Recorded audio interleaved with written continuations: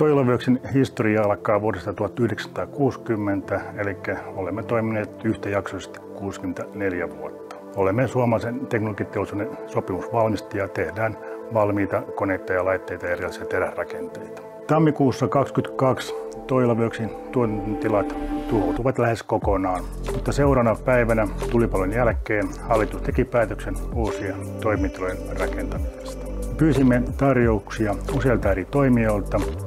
Teräselementti tarjosi vaihtoehtoa, jossa on sekä KVR-malli että projektijohtomalli.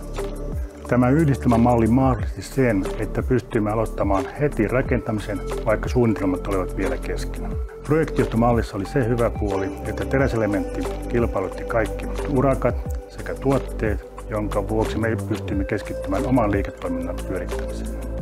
Teräselementti huolehti siitä, että aikataulu pysyi suunnitellussa ja muistutti meitä siitä, milloin pitää päätöksiä tehdä. Tämän lisäksi teräselementti piti huolen siitä, että koko projekti pysyi budjetissa. Yhteistyö teräselementin kanssa sujui erinomaisesti.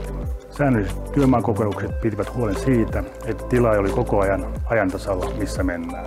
Yhdistetty KVR- ja projektijohtomalli osoittautui meille erittäin onnistuneeksi tavaksi toteuttaa tämä vaativa hanke. Tämän ansiosta pysyimme aikataulussa ja myöskin budjetissa. Voin suositella teräselementtiä tällaisten hankkeiden toteuttajaksi monestakin eri syystä. Ensinnäkin aikataulu oli tiukka, mutta he onnistuivat siinä erinomaisesti. Myöskin alunperäinen budjetti piti erittäin hyvin.